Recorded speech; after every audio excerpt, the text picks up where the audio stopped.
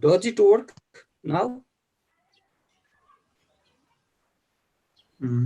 Okay, sir. Let me check. Yes, that's it.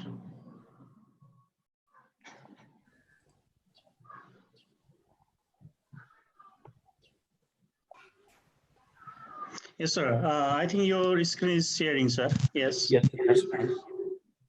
It is.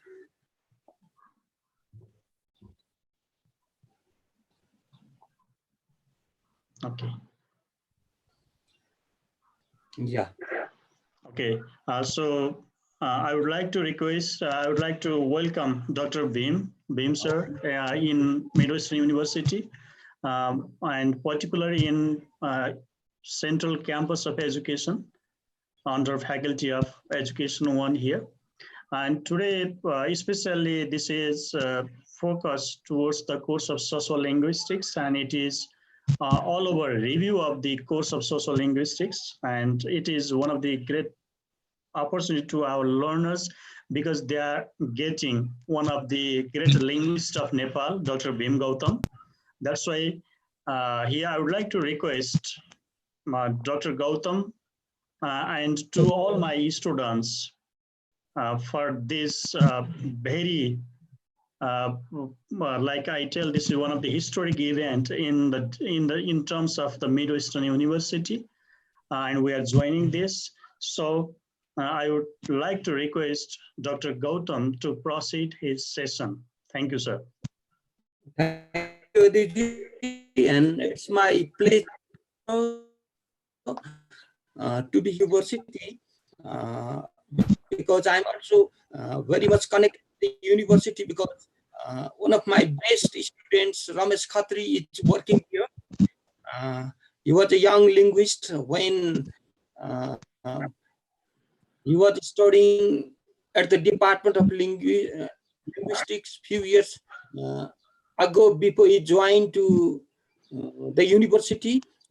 He worked with us at the department in the Linguistic Survey of Nepal project, and I'm very much connected with him because we two together went to France in 2014 and stayed there for about 3 months and learned many things about the new methodologies and other things too. But however, today I'm not going to talk about any particular topics that you have prescribed in your course, but I'm talking about the basics of social linguistics. So you are very free to ask me any question at the time when I'm talking, and even you can use Nepali language as well. It is not necessary to use totally English language in order to understand some topics and the subject matter. So I will try my best as a teacher because as a teacher, I need to be very much simplified in front of the students as well. So shall we start, Eduji? Okay, sir. We can start, sir. Yes. So this will be the outline of my talking today. So I will be talking. Excuse me, sir. Excuse me, sir. Your screen that is only the screen about Zoom meeting is display. I think it is the second screen, sir. May you need to go to the first screen, sir. Okay. This one is. Is it working? It's not so. So once, please stop sharing. Then after start again, sir. I think. Okay. Then.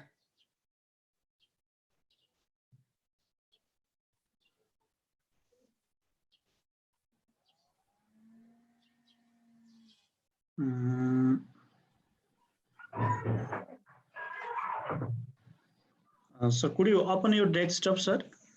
Desktop. That's about this Zoom side is here. Okay, now.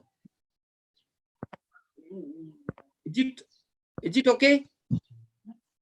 त्यो जुम मात्र देखाएको छ sir सरको त्यो उसमा कति 2टा 3टा देखाएको थियो होला सरले पल्लो छेउको स्क्रिनलाई क्लिक गर्न पाएको भए हुन्थ्यो सर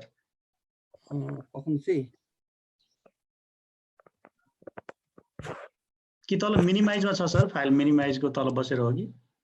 त्यो पनि हुन सक्छ है। जुम देखायो हैन, जुमलाई उ गरौँ, क्रस गर्दिउँ हो कि? हुन्छ हुन्छ सर, हुन्छ। ओके, नाउ हजुरको okay, फेसबुक now देखाइरहेको छ सर अहिले। okay, then फेसबुक देखाइरहेको छ सर अहिले। okay, now slide.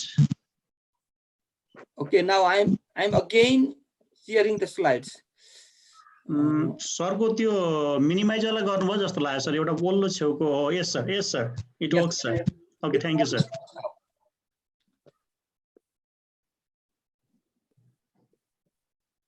Okay, so I'll be talking about basics of social linguistics today, and the outline of my discussion today will be language and society, language in interaction, language and gender, language and discourse, language policy and planning. These are the basic parts of social linguistic study anywhere in the world. So I'm not talking about what is meant by social linguistics. We all know about that social linguistics studies the language in society, and basically social linguistics study the language in terms of the society too. And we study language focusing on the society. And whenever we are talking about the society, we will be talking about various social labels, various social stratifications, various social groups. And whenever we are talking about the various social groups, then after we generally talk about the human beings, and we generally talk about the language used by the human being. So we will be talking about these all the things: monolingualism, bilingualism, multilingualism, and the result of monolingualism, bilingualism, and multilingualism. Then after I will be talking about language in interaction. So whenever the human beings are in contact with each other, and there is interaction between and among the people throughout the world, throughout the community, within the world, within the community. And we will be talking about language contact, language shift, and the result of language contact and language shift in language in interaction.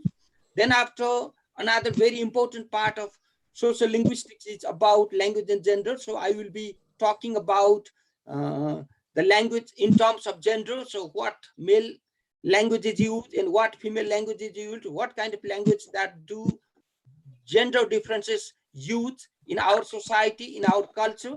Then after, I will be talking about language and discourse. Language and discourse talking about different kind of stages of the language. For example, we can use language in the media, we can use language in power, we can use language, especially it is a part of critical discourse analysis. I will be talking about these things. And at last, we will be talking about language policy and planning on one of the major part of social linguistic study. Is it audible, Eduji, my class? Yes, sir. Yes, sir. It's fine, sir. Fine going, sir. If there is any problem, let me know. Okay. Okay. Okay, sir. Okay, sir. Thank you, sir. Within language and society, generally in language and society, we will be talking about these things. Actually, monolingualism, bilingualism, and multilingualism. So monolingualism is a condition where only one language is used by the people living in some community or some society.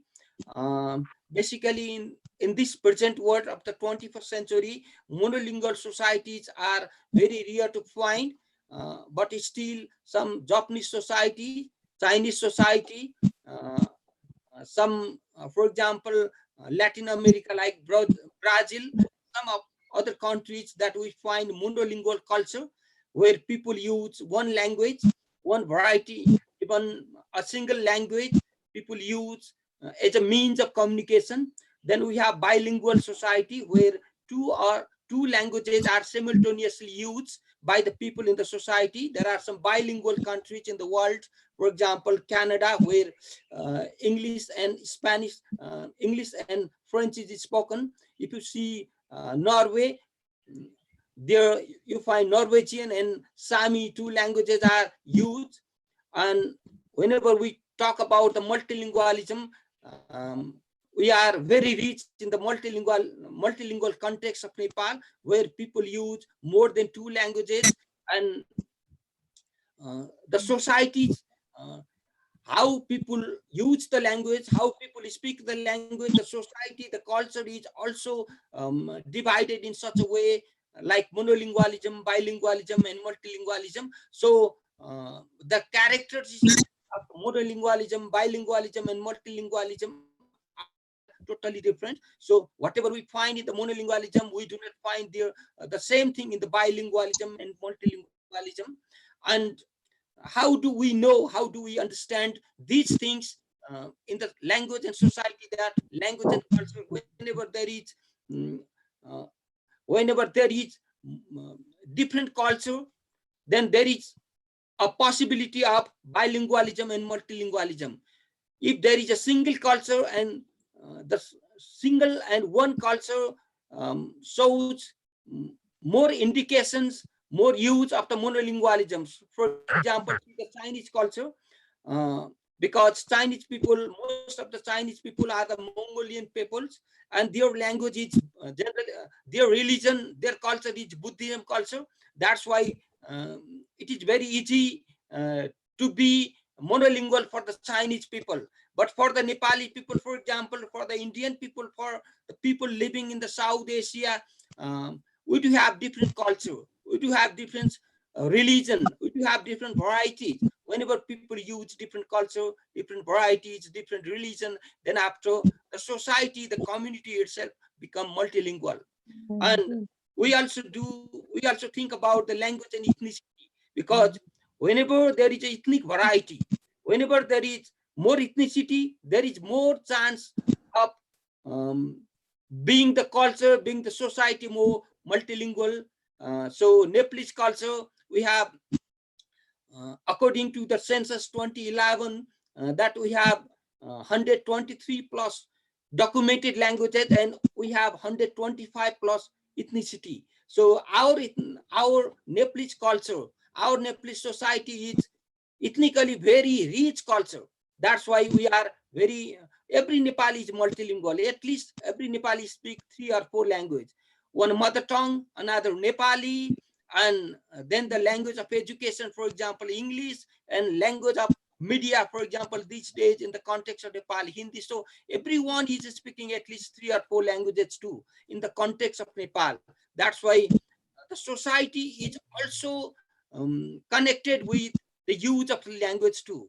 Then after we'll be talking about their social dialectology and regional dialectology. Whenever there is a variety of language, because of culture, because of geographical region, because of ethnicity, then after we have different kinds of, varieties of the languages. And language varieties can be divided into 2 parts.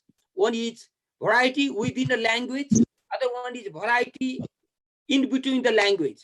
For example, the variety in between the language is called the interlingual variety, and variety within the language is called the intralingual variety. So here, interlingual variety is, for example, the difference, the variety between Nepali and Tharu, the variety between Tamang and Magar. That is called the interlingual variety.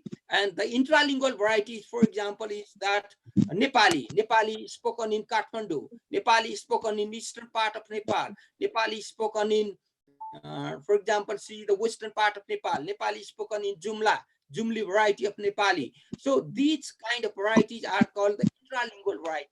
But that intralingual varieties are also divided, are also characterized into major 2 parts. One is the variety that is divided according to the social hierarchy, according to the social label, because we people are the social animals. We live in the society, we live in the community, and in our community, in our society, the people, the same people, we have the different uh, political status, different social status, different social hierarchy, different social levels, and these social hierarchy that people use the language in different way, and that is called the social dialectology. Sometimes it is called the sociolect. For example, in Nepali,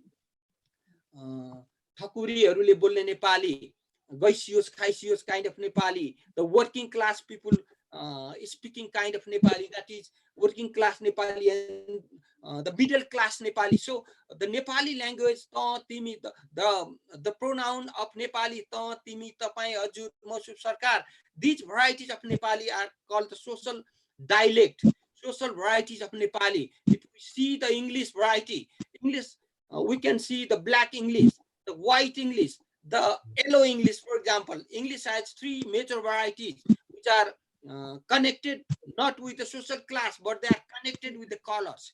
So the Asian varieties of English spoken by the Chinese and Korean people is known as the yellow English, and the English variety that is spoken by the African people, the black people, is called the black English.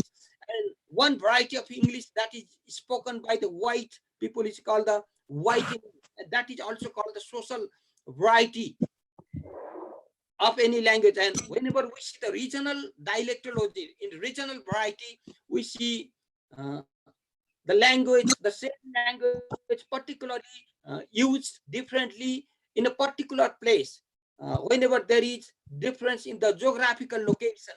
For example, Nepali is spoken in Sudur Paschim, Nepali is spoken in Jumla, or Nepali is spoken in Baglung or Parbat area, or Nepali is spoken in eastern part of Nepal, or even Nepali spoken in Darjeeling and Sikkim are different than the Nepali that is spoken in the central region, or somehow called the standard Nepali. And these varieties of Nepali are known as regional varieties, and they are called the regional dialect. And these regional dialects are different to understand each others, and sometimes their lexical forms, their meanings, their use can be different.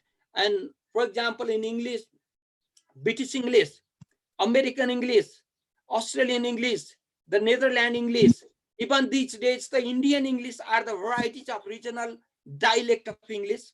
And we can talk about these things in language and society. So language, language generally it's connected with the society, and whenever the society changes, the language automatically goes change. This is about language and society. Okay, then after, another most important part of language, part of social linguistics, is called the language in interaction. So interaction indicate that is when the languages are connected, when the languages are in contact, then after whenever the languages are in connection, there is more chance for the speakers, for the people living in the society, to use more and more codes. And this is the possibility of language contact. And because of the language contact, so many things happens. The most easy way is the code mixing. Then after the code switching, then after the code shifting, then after the code shifting, then after it goes towards the two extreme result, that is called language death and language birth. So whenever two or more than two languages are connected, used in the society, then after people try to use the codes, and that try to mix the codes, and that is called the code mixings. Yeah, you have the confusion case of we need to know about code switching and code mixing. There is a clear-cut division about code switching. The first stage of language in interaction is code mixing. So code mixing occurs in a sentence, within a sentence. So mixing up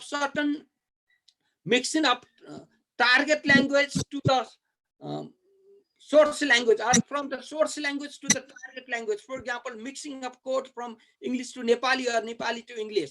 कुनै एउटा नेपाली बोल्दा बोल्दै English आयो भने, that is called mixing. But after the code mixing, when the people become more habitual, then after people try to use more use of the new codes, either in the target language or they try to take the help from the source language, and this is the stage of the code switching. So in code switching, we find that there is a switching from one utterance to another utterance. There is a switching from one sentence to another sentence. Euta sentence bata arko sentence ma switch huncha. There is a tag switching.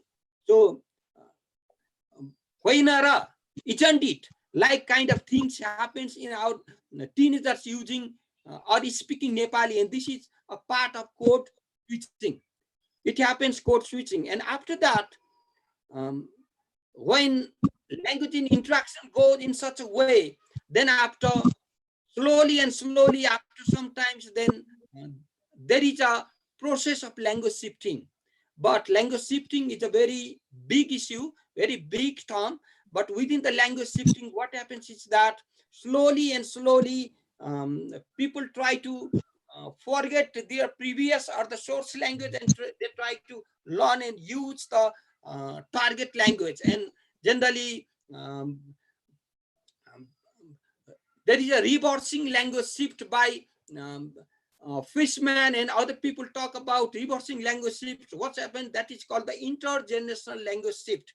So the first generation, the grandfather generations, and parents generations, and grandchild generation, and grandchild generation, there is a process of language shift from their heritage language or from their mother tongue to Nepali to English to any other language. And there is a process of language shift that occurs. And during the process of language shift, there is a part which is balancing it between the target language to the source language, and that is called language maintenance. And this language maintenance happened because of the language loyalty. So let me say in Nepali, हामीले भन्दाखेरि कस्तो हुन्छ भने गाउँमा बस्ने हजुरबा हजुरआमाहरूले आफ्नो भाषा बोल्छन्, इङ्ग्लिस जान्दैनन्, तर सहरतिर आइराख्ने छोराछोरीहरूले चाहिँ नेपाली पनि बोल्छन् अथवा त्यहाँको जुम्ली पनि बोल्छन्, अनि अरु अंग्रेजी पनि जानेका हुन्छन्। फेरि शहरमा काठमाडौँमा बसिरहेको नाति नातिनाहरूले चाहिँ के गर्छन् भन्दा नेपाली कम र इंग्लिश बढी बोलेको हुन्छन्। अब देयर इज अ ग्याप, र त्यो ग्याप चाहिँ एउटा प्यारेन्ट्सले के गरेको हुन्छ त भन्दा there is a balance, there is a maintenance. प्यारेन्ट्सहरुसँग बोल्दाखेरि they are talking about, they are talking within their dialect and their language.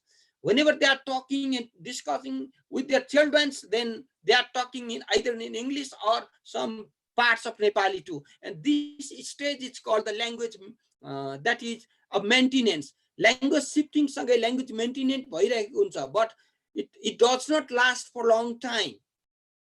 When the generation shift, when the generations ends, then the language shift towards. So whenever language shift, then there is a possibility of two things. Language shift, there are two possibilities.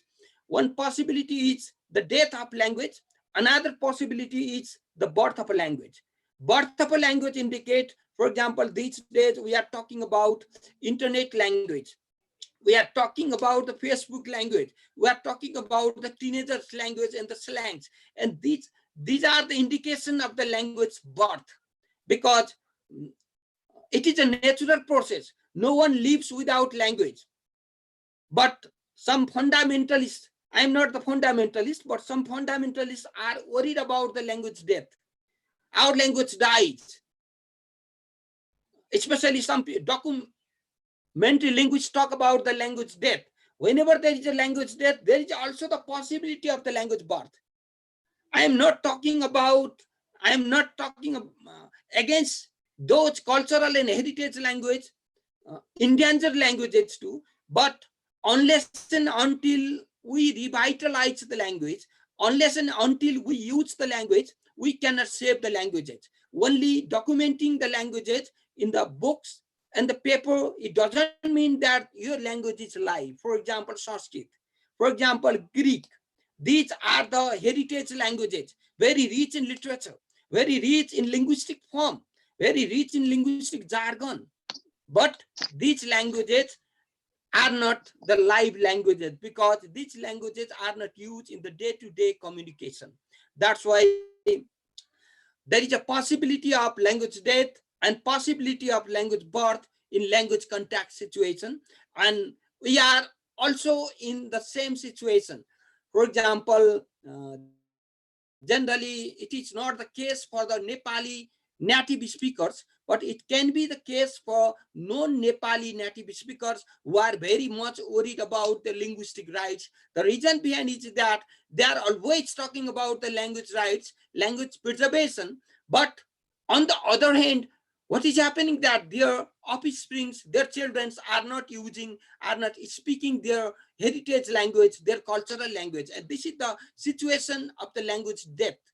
And they are using Nepali as a mother tongue. Even a gurung, by name, a gurung is there, but actually the gurungs, new gurungs, mother tongue is Nepali. And even the gurung that is born in America or in the US, English becomes the mother tongue. So this is the reality, that language and interaction, there is a competition. Survival of the fittest, like there is a competition between or among the languages. When the competition occurs, what happens that naturally that the powerful languages grabs the powerless languages. So the most commonly used languages are used in the society because of various reasons, because of employment, because of power, because of prestige, because of many other reasons, and people use these things too.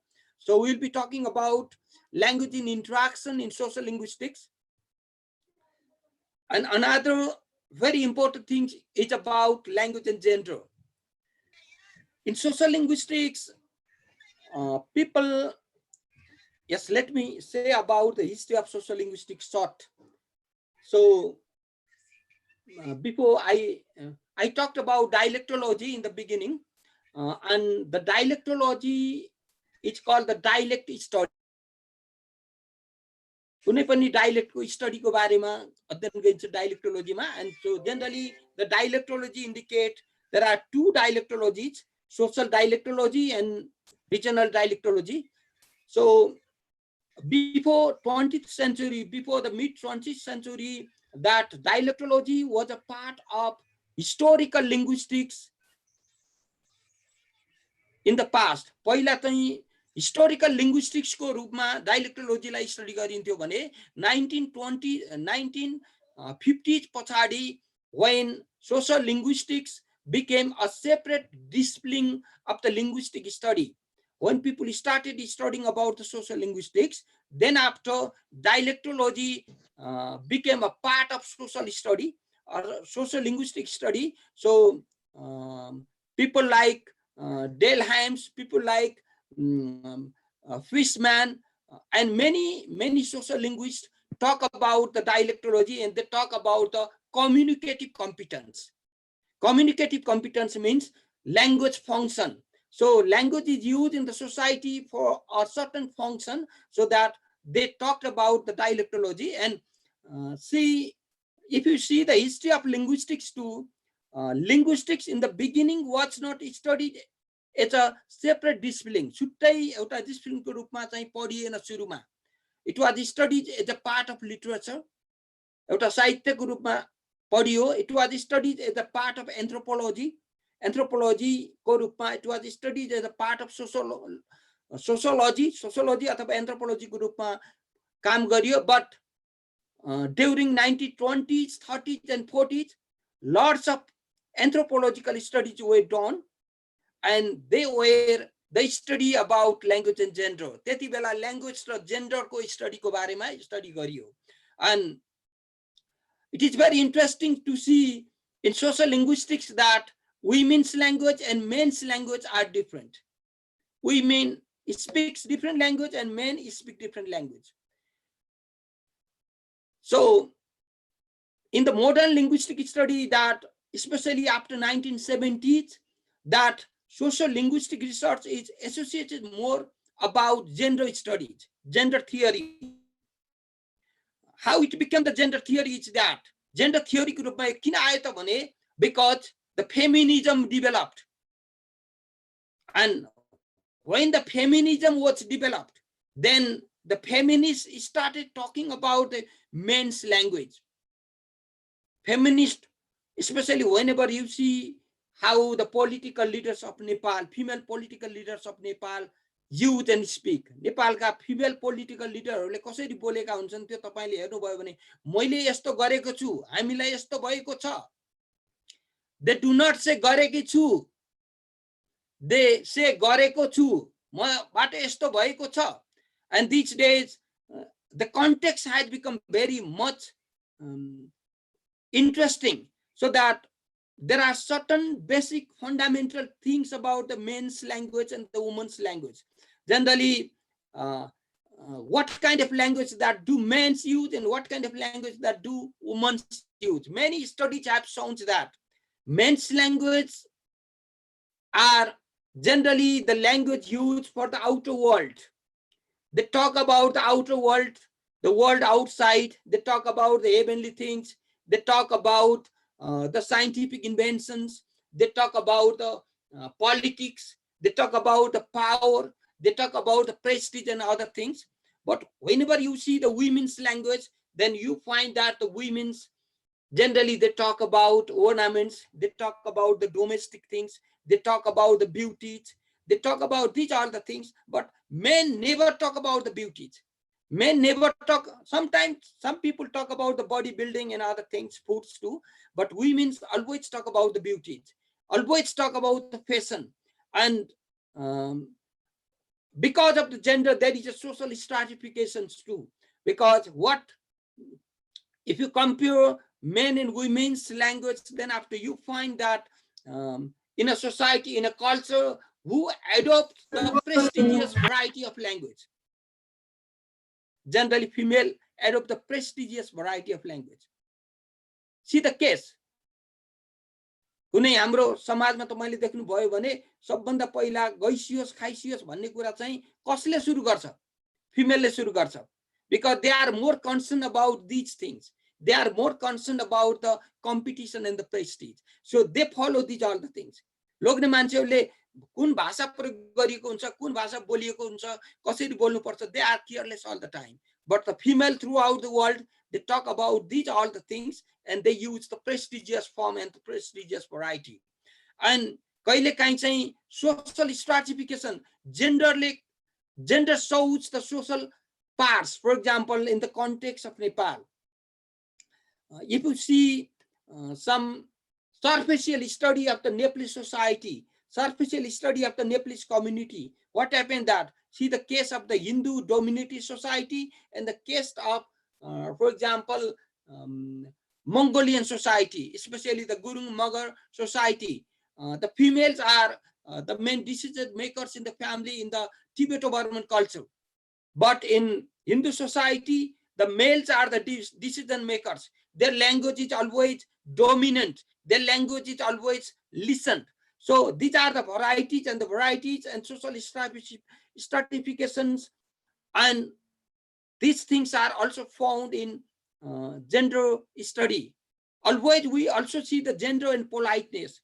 The theory of politeness is also connected with the men and female, language and sex. So generally they study done in Japan, they study done in Africa, they study done in Latin America, shows that female shows more politeness than the males. So females' language is polite kind of language than the males. Some study shows, but it is not always the same. The studies are there, the research are to be done. So we will talk about language and gender in social linguistics. Then after, another very important part of social linguistics is about language and discourse. And we know about discourse. Discourse is generally, discourse has two forms. One is a written discourse, other one is a spoken discourse.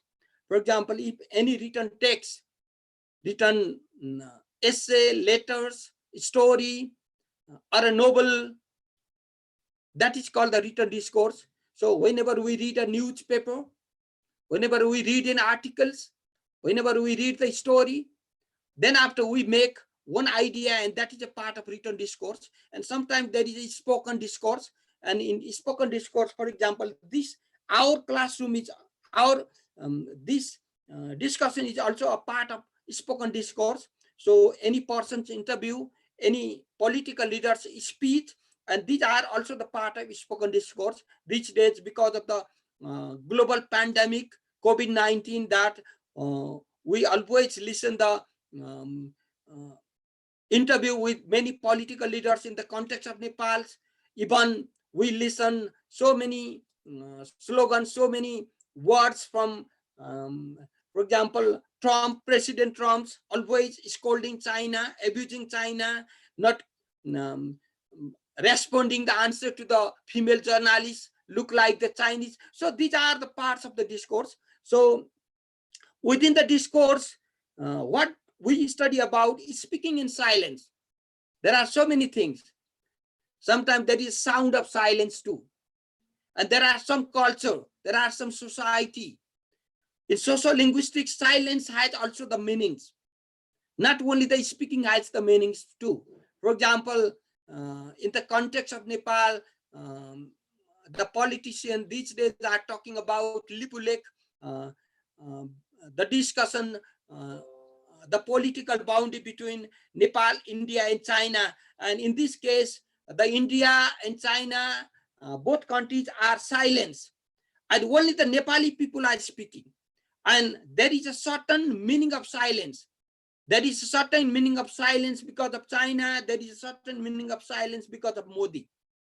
And there is a silence of our always speaking Prime Minister Oli. And there is certain meaning. So speaking in silence, we study about these things. We talk about the narratives. So narrative generally, about the narrative. Narrative comes from the narration. Narration means a kind of story, a kind of text. Whenever we listen the text, whenever we listen the story, and we try to show our reactions, positive reactions and sometimes negative reactions. We try to give the response whenever somebody posts certain post a news in the Facebook. Then we try to we immediately either we like it or we dislike it, or sometimes we generally write a positive response or the negative response, and that is a part of the narratives. So in narratives too, we use the media language too. We use the language in the media. We use the text, and we try to analyze the text from our own social linguistics way. And another one is conversation management. For example, this is conversation management. Conversation is going on. For example, Eduji and me, we were talking, and I asked him uh, to talk before I start the class for 5 minutes, because this is a kind of conversation management. Because in conversation management, what happens that always in the conversation there is speaker and listener. And in social linguistics, there is a very commonly commonly published articles by Fishman that who speaks what language to whom, who speaks what language to whom. So there is always the management. Time management is there. There is a management between addresser and addressee. Addresser and addressee means there is a management between listener and speakers. So always there should be a coordination, connection, cooperation between listener and speaker. If there is not a good coordination and connection between listener and speaker, there is not a communication. There is not a communication.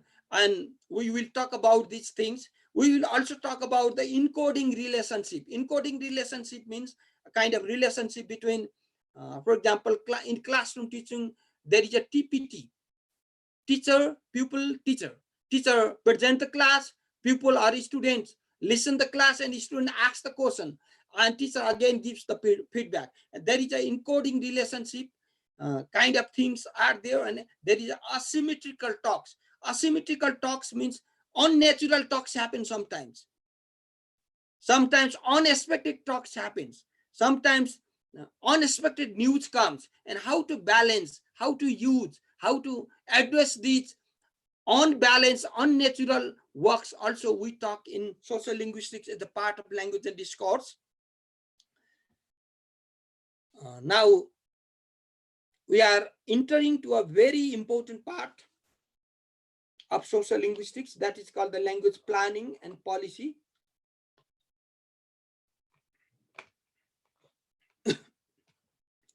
So language planning and policy is one of the major part of social linguistics. I guess that in your course too, there is a different and separate chapter of language planning and policy. So language policy and planning. Language policy is a part of national policy. And sometimes language policy is a backbone of language engineering too. So what is the national policy?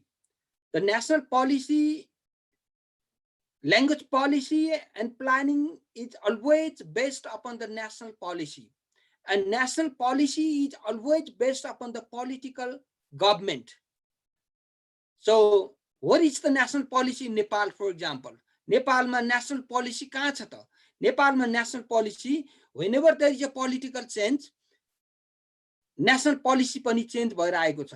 For example, see, during the panchayat system, one country, one language, one nation, one political party, partyless panchayat system. So language policy was assimilation policy. Language policy was monolingual policy during the panchayat era. Panchayat era को language policy चाहिँ के थियो त? पंचायत को संविधान भनेको के थियो त भन्दा एउटा जाति, एउटा भाषा, एउटा भेष, एउटा country, एउटा देश अथवा one language policy was there. But when the multi-party democracy came in 1990 मा multi-party democracy आइसकेपछि the one language policy 1991 47 सालको संविधान पछाडि one language policy has been changed into the multi-language policy.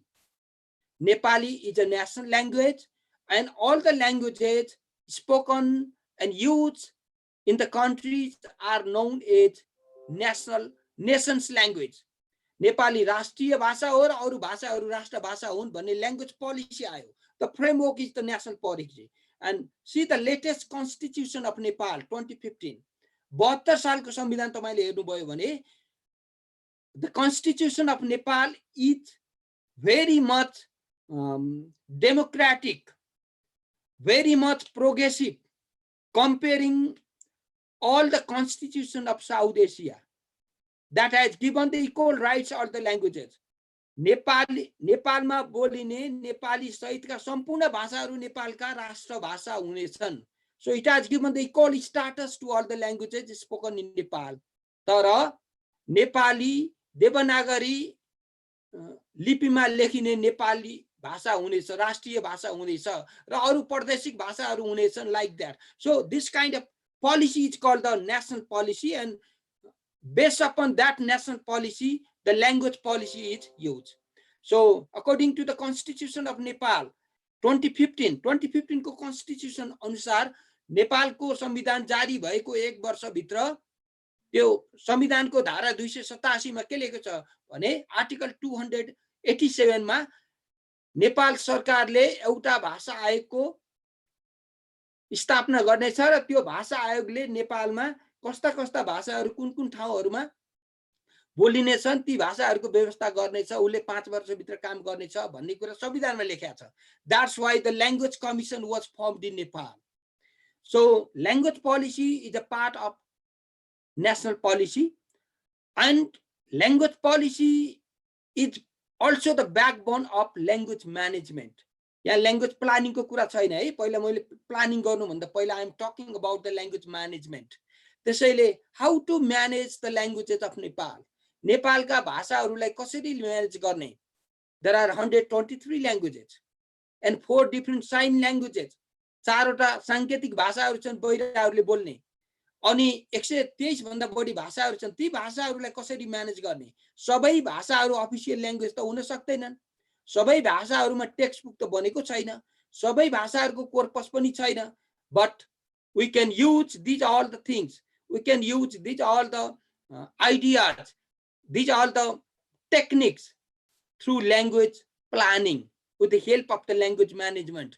त्यसैले language commission ले अहिले language management गर्ने काम गरिरहेको छ. उसले ल्याङ्ग्वेज सर्वेहरू गरेर नेपालमा कति भाषा छन्, तिनका स्टाटस के छ, ती भाषाहरू चाहिँ कुन रिजनमा कुन डोमिनेन्ट ल्याङ्ग्वेज हो नेपाली पछाडि, जस्तै सुदूरपश्चिममा गयो भने डोट्याली छ, अथवा 2 नम्बर प्रदेशमा गयो भने मैथिली र भोजपुरी छ, अथवा काठमाडौँ गण्डकी प्रदेशमा तपाईँ जानुभयो भने तमु, गुरुङ र मगर भाषाहरू छन् नेपाली बाहेकका। यस्ता मेजर ल्याङ्ग्वेजहरूलाई स्टेट ल्याङ्ग्वेजको रूपमा कसरी युज गर्ने भन्ने कुरा चाहिँ ल्याङ्ग्वेज म्यानेजमेन्टमा आउँछ।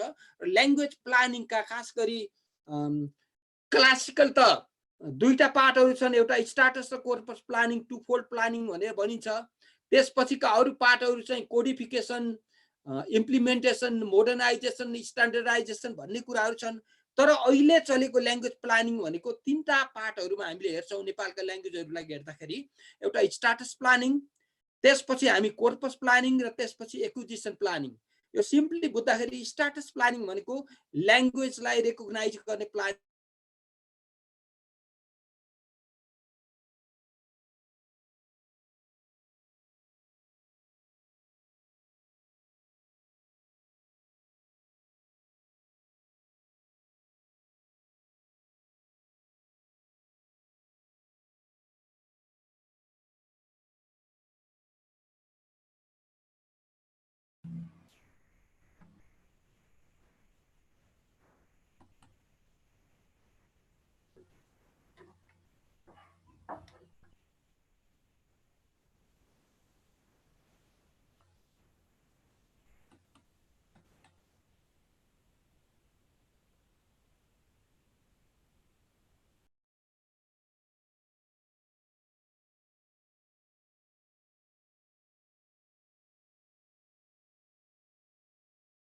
डिस्कनेक्ट भएछ, फेरि आयो? Yes, sir. Yes, sir. We get you, sir. अहिले आयो होइन? आयो सर, आयो सर। अहिले आयो होइन? ल ठिक छ। So shall I continue now? Okay, sir. Okay, so now language commission is working for the status planning. Planning कुनै पनि ल्याङ्ग्वेजलाई स्टाटस दिनको लागि। So what is their official status? What is their linguistic status? त्यो कुराहरुको एउटा status दिने। त्यसैले पब्लिकेसनमा भयो, अथवा ल एन्ड एडमिनिस्ट्रेसनमा भयो, अथवा एजुकेशनल सिस्टममा भयो, अथवा अरु कुराहरुमा त ल्याङ्ग्वेजको प्लानिङ हुन्छ। पहिलो that part is called the status planning. Another is a corpus planning. Status planning जब ल्याङ्ग्वेजको रेकग्निसन भइसकेपछि त्यही अनुसारको एउटा कोर्पसहरु तयार पार्नु पर्यो, त्यही अनुसारको लिंग्विस्टिक स्ट्रक्चरहरु तयार पार्नु पर्यो। फर एक्जाम्पल अहिलेसम्म नेपालमा चाहिँ माध्यमको भाषा नेपाली र अंग्रेजी मात्रै थियो। माध्यमको भाषा नेपाली र अंग्रेजी भएको हुनाले नेपाली र अंग्रेजीका टेक्स्ट बुकहरु, ग्रामरहरु, डिक्सनरीहरु सबै बनेका छन्। तर अब फेडरल सिस्टममा गइसकेपछि नेपालमा चाहिँ के हुनु पर्यो त भन्दाखेरि एटलिस्ट 7 वटा फेडरल सिस्टममा 7 वटा फेडरल ल्याङ्ग्वेजहरु हुन्छन् भने ती फेडरल ल्याङ्ग्वेजहरुमा पनि त कोर्पस बन्नु पर्यो। जस्तै डोटाली 7 नम्बरमा छ भने डोटालीको लागि डिक्सनरी हुनु पर्यो, ग्रामर हुनु पर्यो, त्यही किसिमको टेक्स्ट बुकहरु लेख्नु पर्यो। त्यो किसिमको तयारी बनेको छ कि छैन? ल्याङ्ग्वेज प्लानिङ भनेर मात्र त हुँदैन, त्यस किसिमको तयारी हामीले गरेका छौं कि छैनौं, अथवा हामीले त्यो तयारीमा छौं कि छैनौं भन्ने कुराको पार्ट चाहिँ कोर्पस प्लानिङ हो। र अब एक्विजिसन प्लानिङ भनेको त्यो के हो भने मैले अगाडि सुरुमै के भनेको थिएँ भने ल्याङ्ग्वेज रिभाइटलाइज गर्नको लागि, ल्याङ्ग्वेजलाई जोगाउनको लागि, ल्याङ्ग्वेज सोसाइटीमा युज गर्नको लागि त्यो ल्याङ्ग्वेजलाई मिडियम अफ इन्स्ट्रक्सनको रूपमा, एजुकेसनको रूपमा, त्यो ल्याङ्ग्वेजलाई जबको रूपमा, अरु कुनै कुराको रूपमा चाहिँ त्यसलाई मान्छेले अक्वायर गर्छन्। जब त्यो अक्वायर हुनको लागि मान्छेलाई के चाहियो त भन्दाखेरि पढ्नु पर्यो, सिक्नु पर्यो, अथवा त्यस किसिमको टेक्स्ट बुक गर्नु पर्यो। जस्तै फर एक्जाम्पल अहिले इजरायलमा प्रयोग भएको हिब्रू भाषा 17th सेन्चुरीसम्म इजरायलको एकदम ठुलो भाषा थियो। तर 200 वर्षको अवधिमा हिब्रू चाहिँ सिद्धिएर गयो। अन्तिममा चाहिँ उनीहरूले 4 जना स्पिकरहरु, रिमेनिङ स्पिकरहरु छोडेर उनीहरूले नेशनल आइडेन्टिटीको ल्याङ्ग्वेजको रूपमा त्यसलाई प्रयोग गरे। अहिले धेरै नेपालीहरु चाहिँ हिब्रू भाषा सिक्न गइरहेका छन्। भनेको के हो त भन्दा ल्याङ्ग्वेजलाई एक्विजिसन प्लानिङ गरेर पनि कुनै पनि ल्याङ्ग्वेजलाई रिभाइटलाइज गर्न सकिन्छ भन्ने कुराहरु चाहिँ हामीले ल्याङ्ग्वेज प्लानिङ र पोलिसीमा हामी पढ्छौं। मेरो आजको प्रेजेन्टेसन सम्भवतः यो नै हो, तर यो भन्दा बढी चाहिँ तपाईहरुसँग अलिकति डिस्कसन गर्नुपर्ने भएको हुनाले यो आजको क्लासमा आजका कुराहरुमा केही कुराहरु नबुझेका छन् भने हामी 10-15 मिनेट फेरि अझै डिस्कसन गर्न सक्छौं. The open is floor. Okay, thank you, sir. So if you have any queries, if you want to ask anything, you could ask, dear students. तपाईहरुले नेपालीमै सोध्दा पनि हुन्छ, तपाईहरुले इङ्ग्लिसमा गाह्रो छ भने it doesn't matter. I can. बत्ती गएछ क्या हो, धेरै जना विद्यार्थी कट अफ भयो, पावर कट भयो जस्तो लाग्यो. त्यस्तो छ. हो. हुन्छ, क्वेशनहरु राख्दा हुन्छ हजुरहरुलाई, इंग्लिशमा गाह्रो पर्यो भने नेपालीमै राख्नुस्. केही फरक पर्दैन.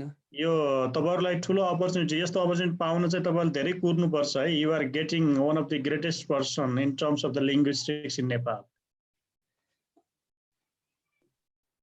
Yeah, I have a question. हजुर, लोकेन्द्र जी. Yeah, it's me. I'm Subhash Kharel. Yeah, हजुर. Yeah. So my question is, as you were just working in the Commission of Nepal, when there was a project, as you just at the first time you just said that you were there and the Ramesh sir were also there. Yeah. So when you scholars were working in the field of the linguistic field in Nepal, what kind of findings you brought, for the implication, for the especially the experiences, that what kind of experience have you brought that you need that the linguist of Nepal should have to make to revitalize the dead language or the endangered language in the Nepalese society? Yes, very good question.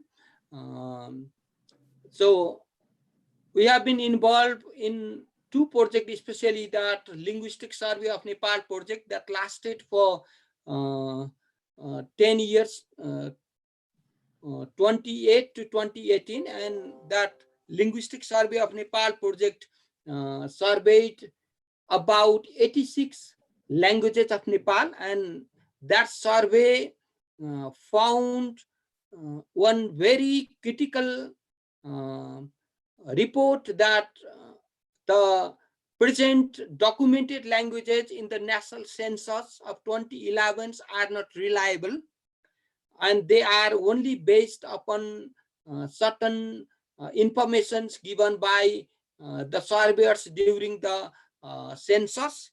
So all the languages of Nepal should be studied separately, doing the survey of Nepalese languages too. And another very important thing that we have been working with Language Commission Nepal is about the documentation of some of the undescribed languages like the Jumli or Kusunda or Tilung or Yakha. These some languages do not have any grammar, do not have any dictionary, even they do not have any collected text. And at present, the Language Commission of Nepal is working with the local bodies for collecting the historical text, preparing the lexicon, especially the making the small dictionaries and preparing the descriptive types of grammar. And we linguists generally who are focused on the languages of Nepal are working for the documentation of the language, especially it is a part of corpus linguistics. Have you got my point? Yes, sir. Yeah, thank you very much. And I have also another question that whenever I just go to my school or when I just go to my working place, it was just talking about the promoting the local languages, the regional languages, and the we have to respect all the multicultural status of our country. But is possible that the English has become one of the, like, what do we say, like mandatory for all of us? And however, it is not, but the people, we just expect our children to learn English or to speak English.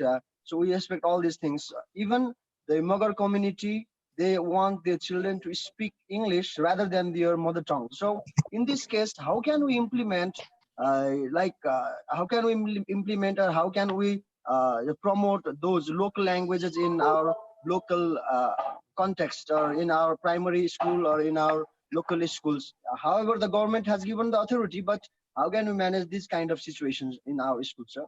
Yes, another very interesting question is that, so there is English phobia in Nepal. And because of privatization, you see that after 1990s revolution in Nepal, in the history of Nepal, the Nepal entered into the neoliberal era. The capitalism started in the country, so that it is the impact of globalization when language is compared with the economy, when language is compared with the opportunity, when language is compared with the employment.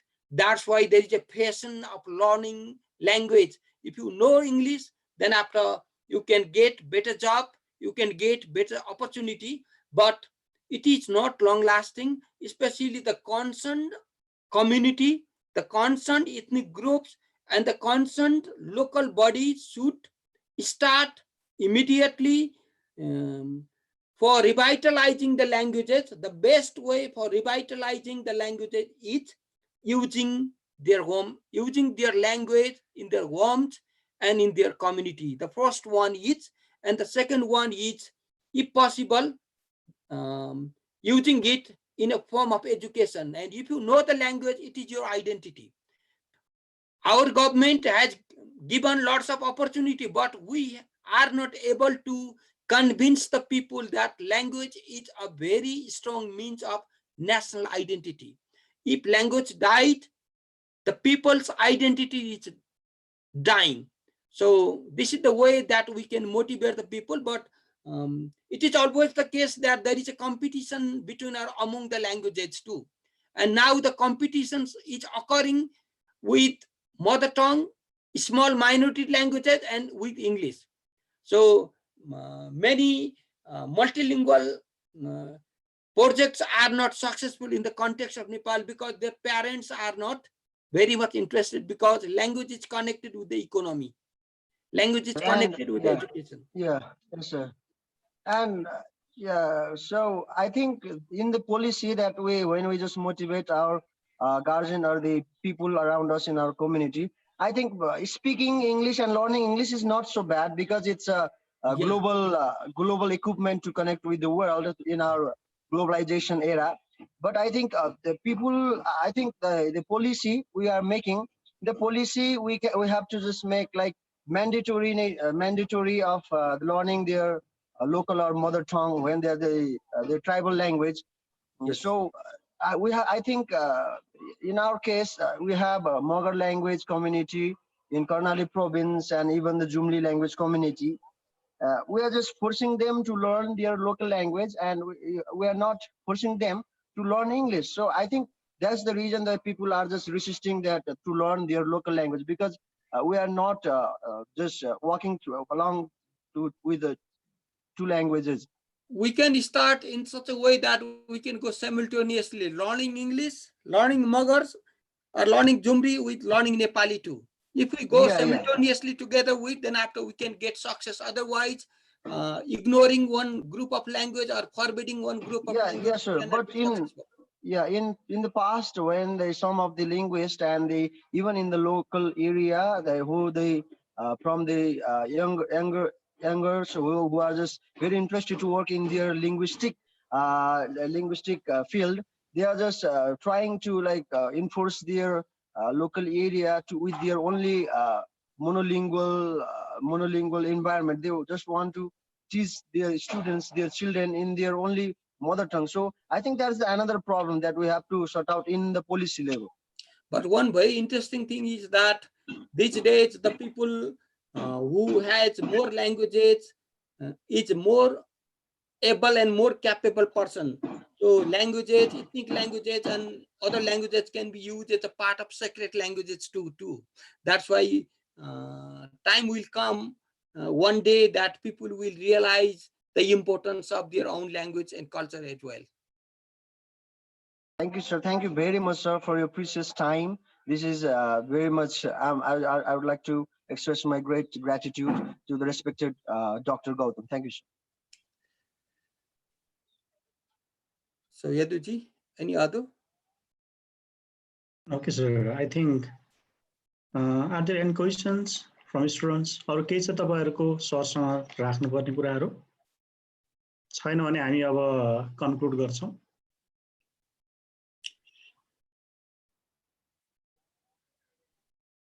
Okay, so I think no, sir.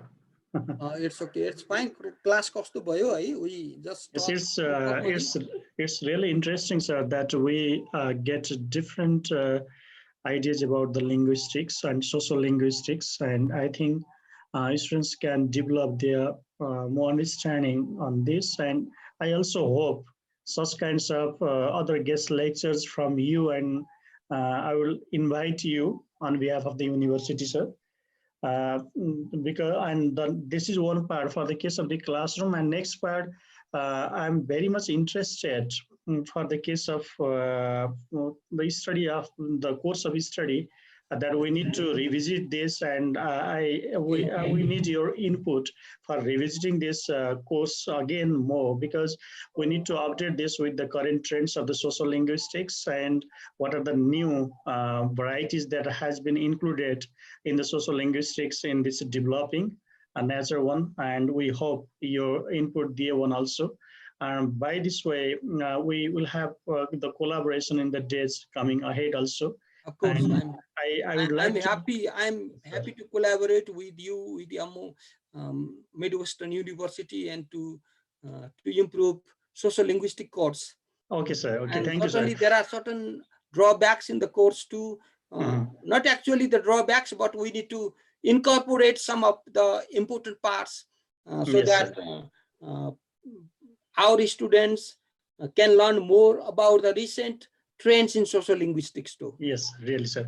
And similarly, just I would like to request to you if there are any project related with the social linguistics, and we can involve our students for the studies and for other things, and we would like to collaborate with you also, and I'll also talk with the institution as well. Of course, we can start it. Yes, We can yes, start sir. it. Yes, we can develop some projects as well. Yes. And at that, for the case of this, I will be in touch with you.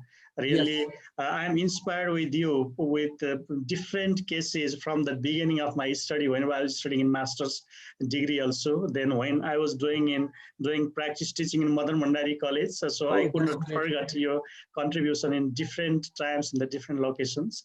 That's why I would like to thank you very much, sir. And we will continue these kinds of discourse in the days ahead. Thank you, sir. Thank you, Eduji, for providing me this platform to share my ideas with your students, with you too. And I'm very happy to meet you after a long time too, even in the time of that pandemic too.